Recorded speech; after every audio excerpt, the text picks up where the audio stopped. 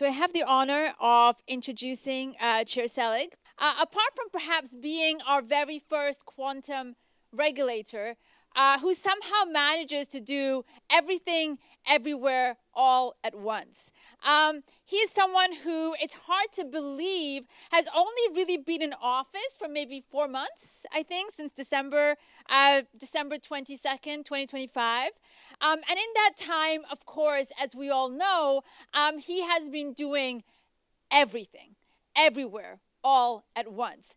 We have seen perpetuals, prediction markets, amicus briefs against various states, lawsuits as of last week against various states. We have seen normal, sort of traditional derivatives markets activity, DeFi safe harbors, and that was probably just last week. Enormous pleasure to get to welcome Chair Selig for the first time here to Nashville. But I think, Chair Selig, you're pretty much meant for this job from the outset if we take a look at your personal bio. I believe you grew up in Florida, born and bred, Seminole. So surrounded by perpetual orange futures and hurricane risk, it feels like. You studied philosophy and political science at Florida State. So wrangling with perpetual questions, which you are continuing to do today. And of course, you got your start at the CFTC with our very own Chair Giancarlo, otherwise known as Crypto Dad, as we all know. So I think if we cast Trading Places too, we could probably not have come up with a better chair. So welcome, Chair Selig. It's such an honor to be with you. And so I thought we might do a few questions to start off with before hopefully giving this room some time as well. So I wanted to start by asking you a little bit about the various Vanderbilt folks in your life. Now, obviously, Chair Giancarlo, someone you started your career with.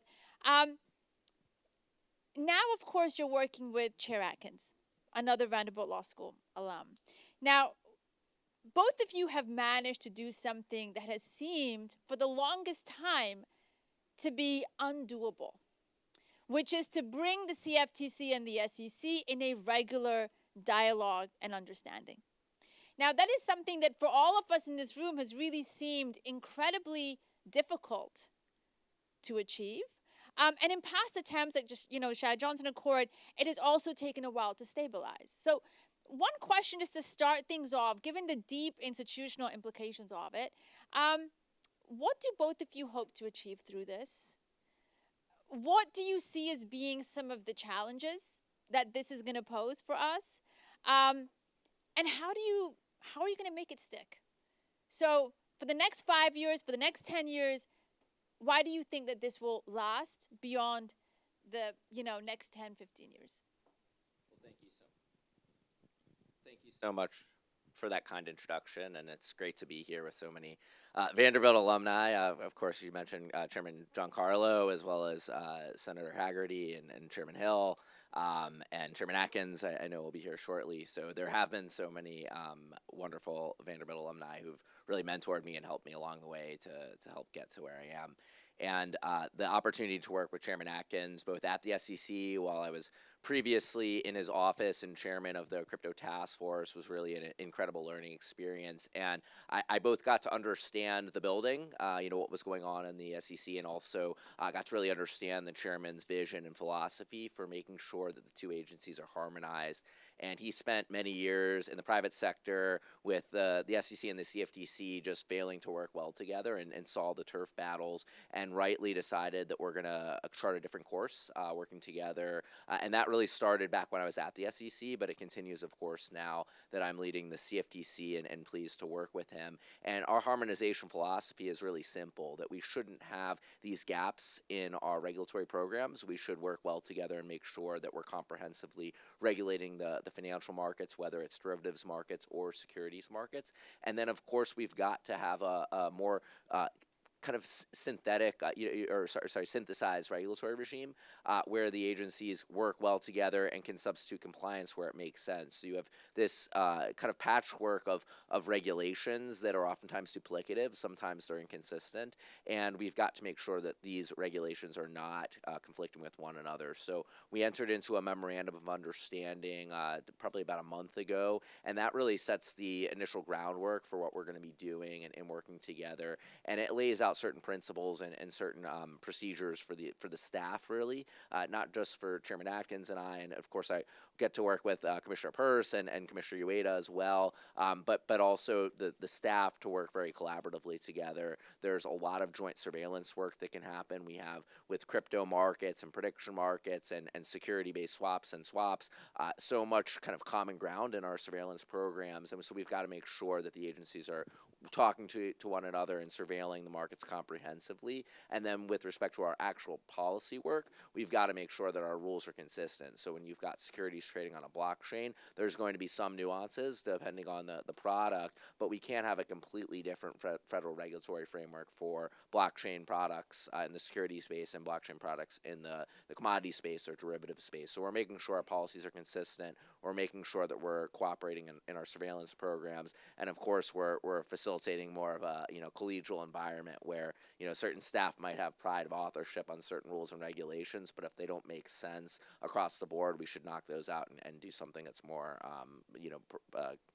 works on both sides of the house. So how do you how are you hoping that this continues? In other words, like, are there guardrails that you're building into the institutional cooperative structure at present that can make sure that this legacy and this work that you're doing will endure? Yeah, it does go in part to making sure that the staff develop those relationships with one another. So we're starting to have meetings across agencies on a regular basis. Some of those meetings are weekly, some of them are monthly. We're starting to combine some of our briefings on surveillance and all of that just to make sure that the staff understand what's going on in the commodities markets as well as the securities markets. And just facilitating that collaborative environment, I think, is so important. If the staff have those relationships, we're hoping that that extends beyond administrations and isn't something that's just for the present day.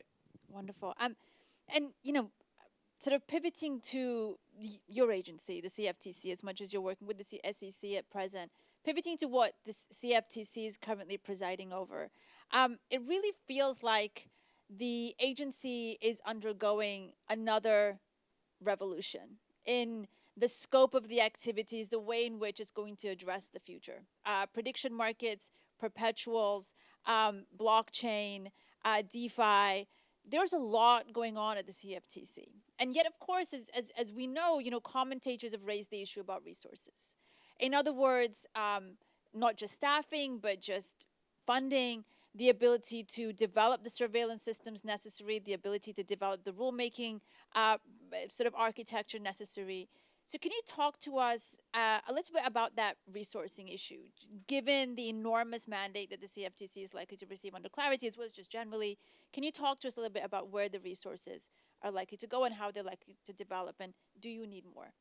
Sure. Well, as you kindly pointed out in the introduction, I've been in the office for about 100 days, and we've accomplished quite a bit. So we've got plenty of resources. We've got a really talented staff. We've, of course, hired quite a bit. And if you look to USA Jobs, you'll see that there's a number of job postings. So we are hiring across offices, both in policymaking as well as in some of the more technical roles like surveillance and data scientists and that sort of thing. So we are rebuilding, making sure that we have the resources, but we certainly are really well equipped to handle all of the challenges ahead of us and are full steam ahead. Amazing. So on the question of full steam ahead, one area of full steam ahead looks to be perpetuals. And you've indicated that you are likely to put in place a framework for perpetuals, potentially using exemptive authority. On a fairly short timeline. Now, obviously, perpetuals have gained enormous popularity offshore due to the leverage that they can allow for folks to take on. Can you speak to us a little bit about the approach that you see for perpetuals? In other words, how are you expecting to onshore them here? without importing some of that added risk? How are you, going to guard the system here? And to that end, are you foreseeing a kind of two-step model where maybe you bring the perps in with professional traders first before opening it up to retail, or is it going to come in to retail in general? So what's your kind of perpetuals approach that you foresee here? Well, perpetual contracts aren't new. Of course, they've really flourished offshore due to the failure of prior administrations to develop the regulatory framework that accommodates these products. But they really are not so different from other types of derivative instruments. They just do not have an end date. We saw in the past year the onshoring of what I call non-true perpetuals, but perpetual derivatives contracts where you have a 50-year time horizon. So it is still a pretty long-dated contract, but it isn't a contract without an end date. And a lot of the risks inherent to those contracts are similar to a contract with no end date, right? Because you're still evaluating a very long time horizon with these 50-year settled contracts. And so we're evaluating the staff's experience with that, making sure that there haven't been any issues with that, which there have not. And so we are looking forward to getting these products here in the United States. The biggest issue with these products is their classification. So offshore, you have frameworks where you just look at derivatives. You don't necessarily have a distinction between a futures contract and a swap, which are two different types of derivatives. And we have to get that right in the United States. We have to make sure that we're classifying the products either as swaps or futures contracts. So the staff are working hard to make sure that they do that analysis and we get that right. And the reason it matters is because swaps are regulated differently. There's different, more onerous requirements that came out of Dodd-Frank with respect to those products that don't apply to futures contracts. So that's step one. We hope to classify the products very soon. And then once they're starting to list on our exchanges, of course, our clearinghouses are going to evaluate the risk of the products, making sure that they're well functioning and have integrity. But we don't expect necessarily a higher degree of risk with respect to the fact that it's a perpetual as opposed to a 50-year dated contract or a shorter dated contract. So are you anticipating that once these are rolled out, that these will be rolled out to the market across the board, irrespective of retail, institutional, or other category? Yeah, of course. So the way that these contracts are listed is through a self-certification process typically. We also have a process where you can actually submit a contract to be approved, to receive actual approval by the agency. But generally speaking, contracts are self-certified. So they could, in theory, be self-certified today. Of course, the staff would have questions, and we might reject those contracts if they're not listed properly. But we don't have a distinction between, the product being available for institutional versus retail when they're listed on an exchange. Certain exchanges, swap execution facilities are only for institutions, but when you list it on a retail exchange on a designated contract market, it's available to whoever is able to access the products on that exchange. Perfect. Thank you. So let's turn to the market on everybody's minds, and we could not have predicted this, or rather we probably could have, which is prediction markets. And, obviously you have been at the forefront here in terms of activity to shore up the jurisdiction of the CFTC in this regard. We had a lawsuit last week, amicus briefs filed, and I believe this morning a decision came down from the Third Circuit affirming the CFTC's authority here. At the same time, of course, we've seen a lot of, collaboration, or at least the CFTC complementing the work of certain platforms in providing self-regulation on their platform, to enforce certain rules on their platform, as well as, working with the NFL, for example, and thinking through how they might see risk in certain kinds of contracts. So given that you are asserting a fairly sort of, aggressive jurisdiction for the CFTC, this is the CFTC's domain, how do you see these different levels of oversight working here with the CFTC, the states, with NFLs and the folks part of these, very near to these contracts, as well as, of course, the private platforms that are super active and the interface between retail and the marketplace? So how do you kind of see that architecture panning out given the litigation posture that currently exists at present? In the early 1900s, we had this sort of patchwork framework of different state regimes for futures trading and for gaming and gambling and all of that. And some states decided they were going to prohibit futures contracts out. Other states said we are going to allow for it. Some states prohibited gambling or bucket shops. Other states did not. And so we had this kind of patchwork of different state regimes for both gambling and for futures trading. In the 30s, Congress expressly said, no, we're going to have a federal regulatory framework for derivatives markets, for our futures markets. And of course, the states can still regulate their gambling and casinos and bucket shops and the like. So markets versus entertainment and casinos and kind of risk taking through wagering. We've had that regime grow over the years. In the financial crisis, we got Dodd-Frank. That created a now federal regulatory framework for swaps, including over-the-counter swaps within that. So to the extent you're offering a derivatives contract, and in particular if you're offering a swap, and event contracts are a type of derivative called a swap, whether it's on any type of commodity, and our definition of commodity in statute is very broad. It includes events on sports, it includes events in politics, it includes corn and grains and all sorts of things.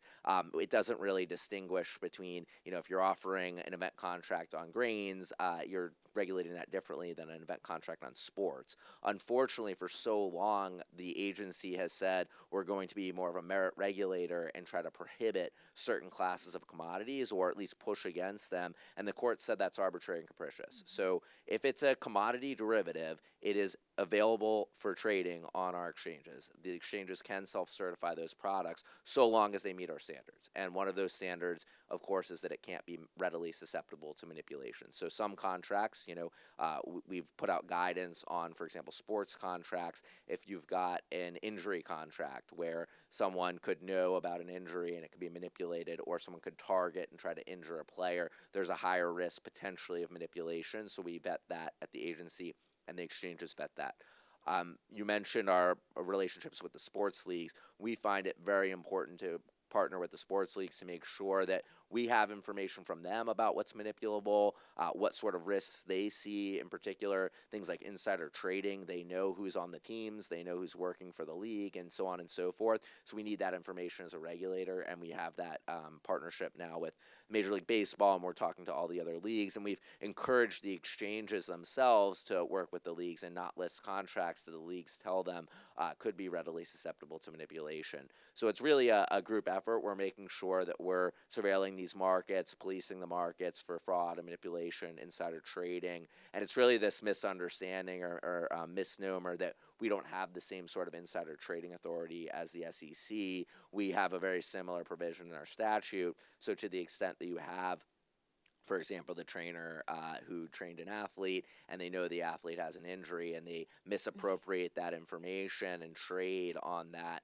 or tip on that information, that is something that we police as well, and the exchanges are actively policing. So we do commend those efforts. But it's very important that we defend our exclusive jurisdiction over these markets. As I mentioned at the outset, Congress intended for one regulator for the derivatives markets and not this patchwork of states. And so we've got to make sure that that's in place and that we don't have gaps in our scheme. So in terms of the, you mentioned the insider trading, and that has obviously been big news when it comes to prediction markets, and a lot is being discussed here. You also mentioned 180.1 as a potential rule here that can catch instances of insider trading. Now, obviously, there's certain difficulties here with respect to the prediction markets and insider trading application, as you referenced here. First of all, of course, are just the sheer number of contracts that are appearing on the platforms, referencing many, many different types of areas. Sports, of course, is one, as you noted. What Taylor Swift is going to wear at her halftime show is maybe another. What Bad Bunny is going to play on his show. And in that context, given the sheer number of contracts and the context that exists there, the fact that these are relatively new markets with lesser data to back them up, how do you see the surveillance apparatus really growing to catch potential wrongdoers here? Do you think that 180.1 will do the job? Does it cover the kind of duties that we're expecting this sort of very diverse context to generate? And how does enforcement work when in some cases we're dealing with blockchain-based markets where, enforcement may be a challenge to figure out who's doing what? So, it's a big question. How will the agency approach enforcement in that very kind of messy way? Yeah, a couple of different questions there. So 180.1, of course, is our anti-fraud and anti-manipulation provision. It's very broad. It comes from a portion of our statute that's very similarly drafted in the wake of Dodd-Frank to the SEC's authority under 10B. So we do have very broad authority, just as the SEC does, to police fraud, manipulation, insider trading, and other abuses. We do, of course, have provisions related to abusive trading practices, things like wash trading and trading at the closing hours of the trading day. So we do police all of that, of course, and it's no different than what we police in our nearly $500 trillion notional U.S. derivatives markets. This is only a small piece of that, but of course, as you mentioned, there are a lot of these contracts that have been self-certified, and part of that process involves working with the staff to make sure that these contracts meet our standards. To the extent that the contracts don't meet our standards, of course, we're going to take action and make sure that those contracts are delisted or we reject those contracts. We have about 24 hours. It's a very quick window to reject a contract that's been self-certified. And so that is something that we, of course, are monitoring for. We're getting these applications and making sure that we're rejecting them where it makes sense, but most importantly, we're putting out guidance now to make sure that the exchanges get this right in the first instance. And really the failure of the past administration was to not put out guidance for these products and simply try to litigate and regulate by enforcement. And what happens, they lose the lawsuits and the floodgates are opened with all these new products. So it's not really the exchange's fault that they're listing these products, because they're kind of like a blind man, operating without any guidance or understanding of what it should be listed and what is really subject to potential manipulation. So we're setting standards around that. We're working with the exchanges to make sure that they get that right. Of course, with these new types of products, there just can be disagreements, and so it's important to work with the exchanges on that. In terms of our enforcement program, we have a new enforcement director, and we're staffing up, but of course we've got a really strong enforcement division. So we are policing these markets very aggressively. We're of course working as well with the Department of Justice to make sure that there's not any criminal behavior in these markets. It's important that we're both exercising our policymaking authority, but also our enforcement authority, because that's what makes the U.S. markets the best in the world. We do not want our American people trading in markets where there's a heavy risk of fraud, because otherwise, they might as well be trading in Russia or China. We've got to maintain market integrity. Fantastic. Thank you, Chair. So we've covered perpetuals, prediction markets, and I'm sure we'll talk more in the Q&A. But let's turn to DeFi, where many of the folks in this room are. You've spoken a lot about the minimum regulatory dose as being your guiding philosophy here, and in that context, you've provided some no exemption relief for developers, non-custodial wallet providers. Can we get into the kind of middle of DeFi in terms of how you're going to deal with the rest? The liquidity pools, the DAOs. How are we going to sort of think about the spaces in which decentralized blockchains are creating economic activity that links up with the work of the CFTC? So we've done the developers, the non-custodial wallet providers. What about everything in the middle in many ways? How do you see your minimum regulatory dose operating in that context? Well, there's really a spectrum of on-chain software systems and applications. Of course, some of these are off-chain, have off-chain components. The way we're looking at it, the CFTC, and we recently put out a no action letter for Phantom, which is a self-custodial wallet provider that lays out some of our initial framework that we're hoping to codify through rulemaking, of course. But we're not going to be in the business of regulating software developers. We're going to regulate financial activity in our markets. And for the longest time, we've had the Gary Genslers of the world trying to run software developers out of the country with regulations that were really designed for intermediaries. And we are going to regulate, of course, intermediaries, but intermediaries are very different from software developers. And across that spectrum, we of course have those core software developers who are not actually custodying assets. They're not engaging in intermediary-like activity where they're controlling transactions or advising persons that are transacting. When you use a self-custodial digital wallet, you're engaging in your own transactions, you're custodying your own assets. But that said, within our regulatory regime, certain transactions have to occur on an intermediary. So when that digital wallet plugs into the intermediary, of course, we are regulating the intermediary. And it's possible that, for example, if you don't have an account with the intermediary, you can't access that system, or you're not KYC'd customer, you can't access that system, but we're not going to regulate the software that plugs into that. So as you go along the spectrum, certain intermediaries that are actually custodying assets, we have to protect customer funds. We will be regulating that just like any other broker that custodies customer funds.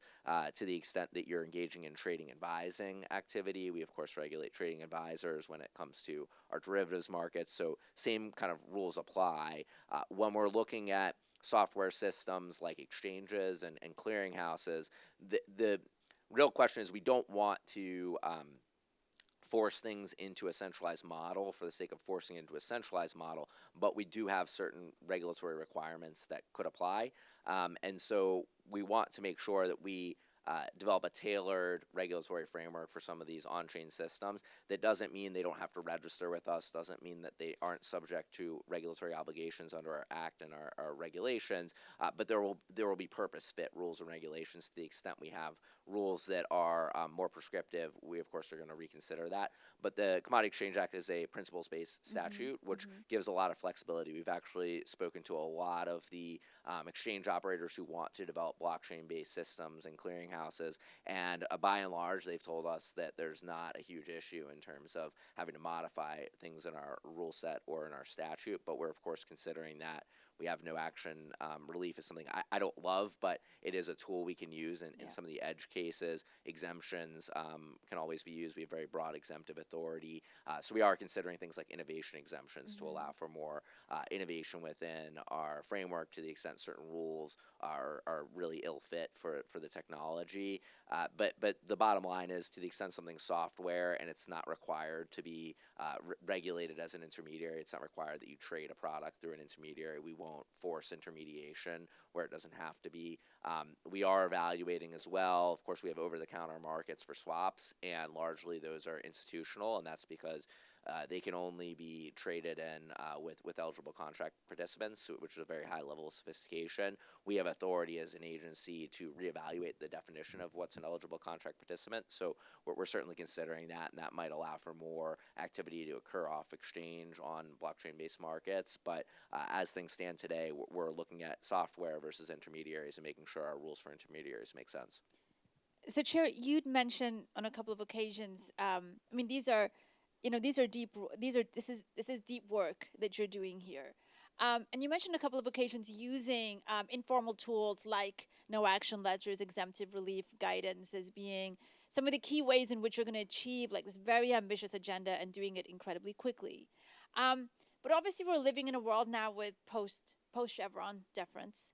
We're living in a world, obviously, where potential listening to what the agency says as being the definitive application is maybe no longer the case when it comes to being contested in the courts. How much do you worry about your agenda moving through these processes where Chevron deference has essentially gone? How do you deal with the durability of that from a legal standpoint? The Commodity Exchange Act has a lot of express delegation of authority to the agency, and so we're, of course, making sure when we are promulgating rules that we're relying on clear authority within the statute because, right, to the extent we don't have Chevron deference, there are areas where it's gray and that could be challenged in court. We are always cognizant of that. There are other areas where we're, of course, looking to the courts. So some of these questions around definitions that are not supplied in the statute and we don't have express authority, perhaps that's something that a court supplies, but we're evaluating all those questions. I think the most important thing as the head of an agency right now is just to be future-proofing and making sure that you have something in the statute that you're relying on when you're engaging in rulemaking or policy. So, as a law professor, I'll just take one more law professory question, if you don't mind, which is in relation to, I mean, you mentioned the courts. What about the internal administrative court system at the CFTC post-Jarchese? Are you thinking about, I mean, given the potential load and the enormous work that you're doing, potentially looking to internal adjudication in some form post-Jarchese? Like, what is some of your thinking with respect to that, just to manage the load potentially that you're under here? So the CFTC really has not used its administrative law judges for a very long time. So that's not something, unlike the SEC, which still has some of that process going. I think it's probably been about 20 years since we've really used the ALGs very much. So that's certainly not a piece of our strategy in terms of analyzing cases. We move that to federal court. Wonderful. I have one last question before I turn it over to our group. So, Chair, what would you like your legacy to be? We have Crypto Dad right here, about to publish his second book. What does the Selig CFTC look like in 5 to 10 years? What would you like to be known for? What would you like the CFTC? How changed and what kind of changes would you like it to embody once your tenure is over? I think the most important takeaway for my tenure is modernizing the CFTC so it's future-proof for innovation. And for too long, we've had builders and innovators driven offshore because the system just didn't work for them. The rules weren't set up for it. Our statute actually is a very principles-based statute, and we have things like self-certification that are designed to allow for innovation in our markets and for our markets to move quickly.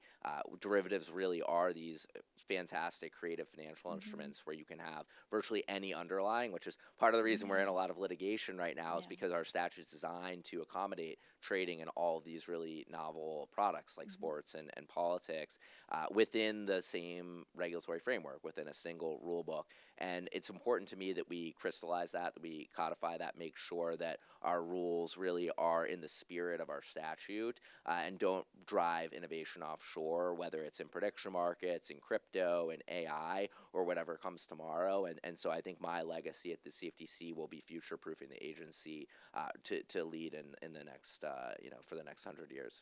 Are you sure you didn't go to Vanderbilt, Chair Selig? Just Unfortunately, I guess I honorary alumni after working with Chairman Giancarlo. I'm an associate dean. I should be able to do something. So let me turn it over to the room. We have an incredible room here, and we have the chair here. So questions, Lindsay's. Yeah, questions. This can't be a shy room. Otherwise, I can cold call on people. Justin. Wait, Justin, sorry, can you wait for the mic? You've had obviously a long time involved in CFTC. You were a law clerk. You have been a lawyer. What would you say has most surprised you 3 months into the job in terms of how to actually run the CFTC? It's a good question. There's so many important functions within the building, whether it's the HR function, the various policy divisions, enforcement, the general counsel's office.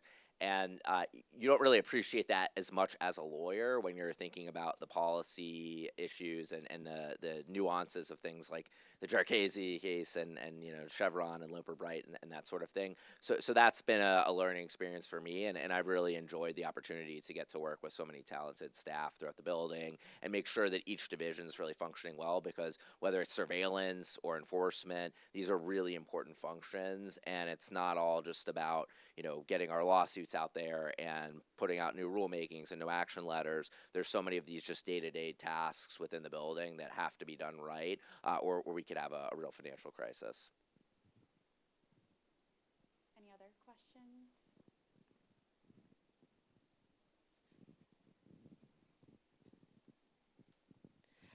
So just thank you for being so open with us. I think like having insight into how you're attacking this is really, really helpful to all of us and helps drive us forward. My question for you is a sort of a painfully administrative one, in the sense that running agencies is really hard, and you spoke about sort of the efforts that are being taken to connect the SEC and the CFTC, which has long been sort of a real pain point. Have you given any thought to sort of a formal secondment sort of program, or ways that you can sort of like deepen the points of connection beyond sort of like, obviously you're going deep in terms of like getting people around the table and talking, which is hugely important, but ways that we can make sure that sort of cross-pollination continues to happen sort of in perpetuity? Absolutely. So we did take a detail from the SEC already. So that's definitely something we're thinking about. How do we get more of those going back and forth between the agencies, as well with DOJ and other agencies throughout the government. So certainly something we're considering and open to, and working across agencies to make that happen. Other questions? Lee at the back.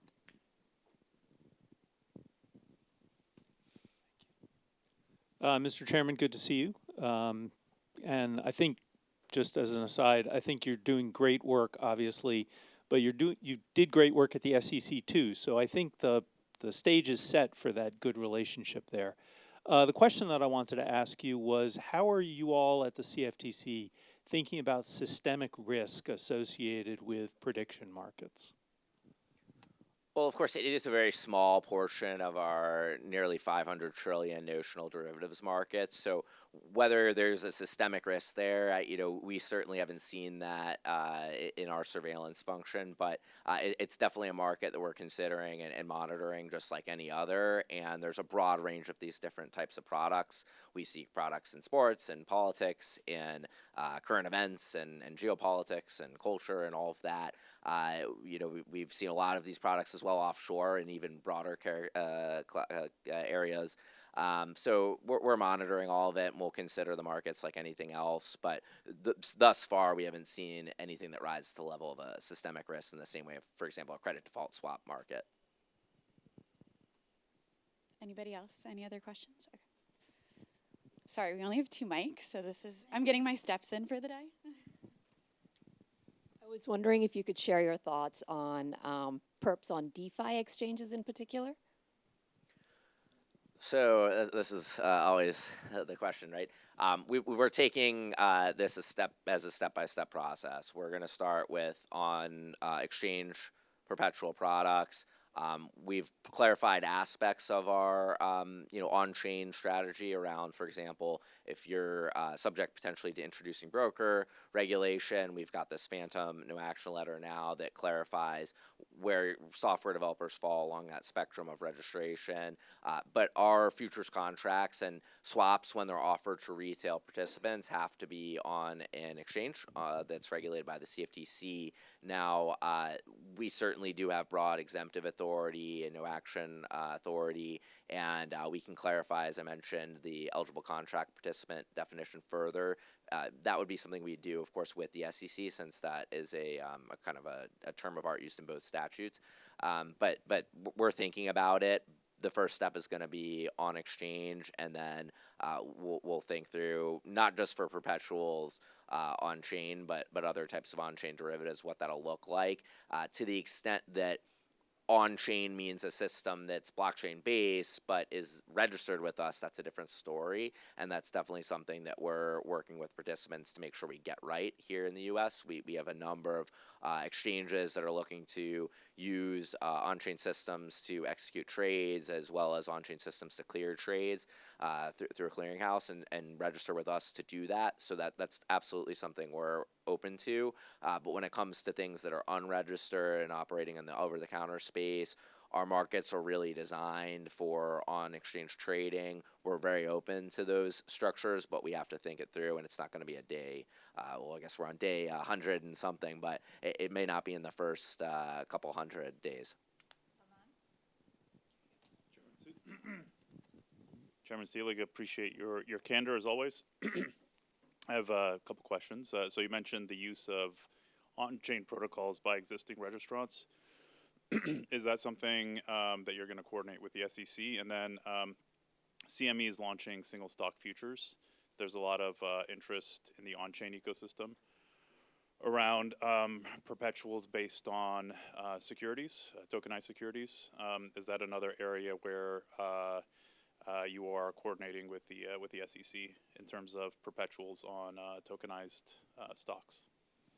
Yeah, so we have now a joint initiative with the SEC called Project Crypto, and we're committed to making sure that our rules and regulations and our posture with respect to on-chain markets is consistent across agencies. But that doesn't mean that, for example, futures regulations, which are CFTC regulatory scheme, will have all of the same requirements as the securities markets, so or the reverse, right? And the securities markets allow for a lot more to be traded over the counter than the current setup for futures and for swaps. As I mentioned, our markets are largely institutional when it comes to over-the-counter trading, but we are making sure that a lot of the pieces that can be harmonized are harmonized, and so we're certainly going to be working with the SEC on that to the extent that we're going to allow for example, an on-chain futures exchange or on-chain clearinghouse. That really is very much within our statute based on our core principles and all of that. So not every aspect of that will be aligned with the SEC, but we're optimistic that the broad strokes will be consistent, and you won't have, for example, an on-chain system that works for the SEC but not for the CFTC, or the reverse. But some of the technical requirements for trading the products and some of the registration requirements may differ. Ideally, we can get a substituted compliance framework in place where things are completely harmonized, and that's definitely something that I'm very much eager to work on with the SEC. But we're going to start with making sure that our rules and regulations are set up to accommodate this stuff at the CFTC, and then hopefully harmonize.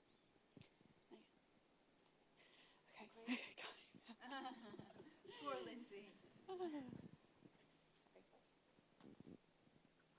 Thanks, Lindsay. Chairman Selig, I have a quick question about sort of enforcement of insider trading. And when I was at the SEC, basically the way enforcement cases around insider trading typically came to the commission was through tips, complaints, and referrals, or basically referrals forwarded by FINRA.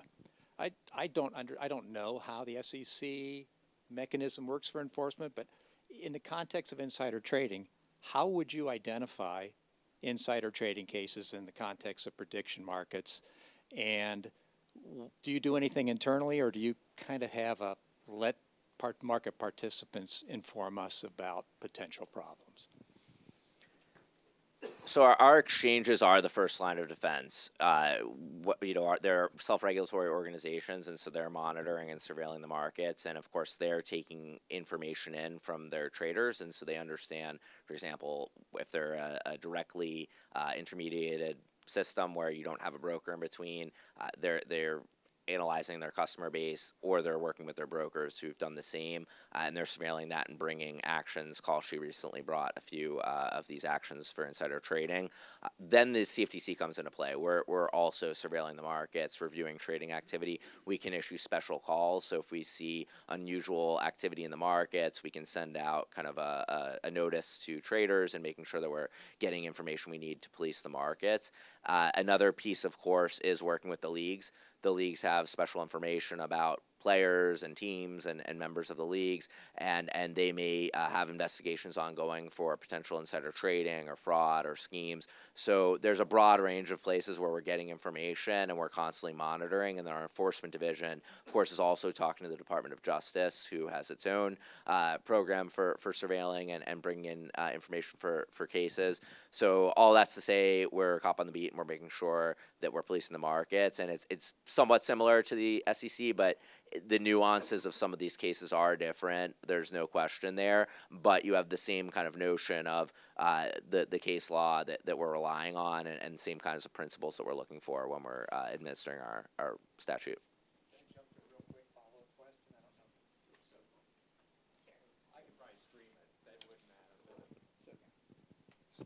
So here's the situation I have in mind. Let's suppose that there's an offshore, unregulated DEX, right, or for prediction markets, or prediction markets that are regulated offshore. And price discovery occurs offshore in an unregulated market, but it's the source of price discovery. So when you look at a domestic or a US-based prediction market, let's say like Kalshi, how do you, and there's insider trading occurring on the offshore market, how do you regulate that? You're not really stopping insider trading. You're just forcing the activity to take place offshore as opposed to domestically. How do you think about that? Well, this is really have insider trading regulations if that's how it's going to happen. Sure. This is really the failure of the last administration. They drove so many of these exchanges offshore. They were not willing to come up with a regulatory scheme that worked for many of these exchanges. So, of course, we've inherited the sins of the last administration.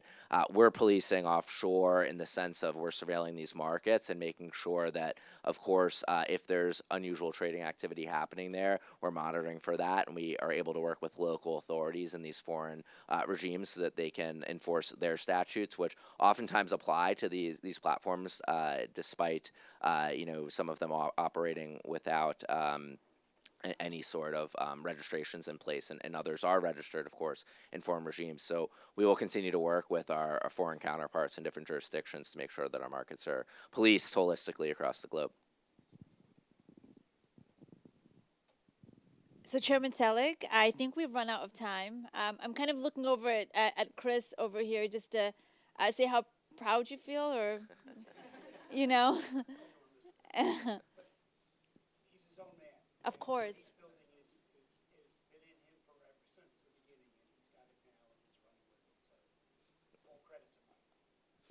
Chairman Selig.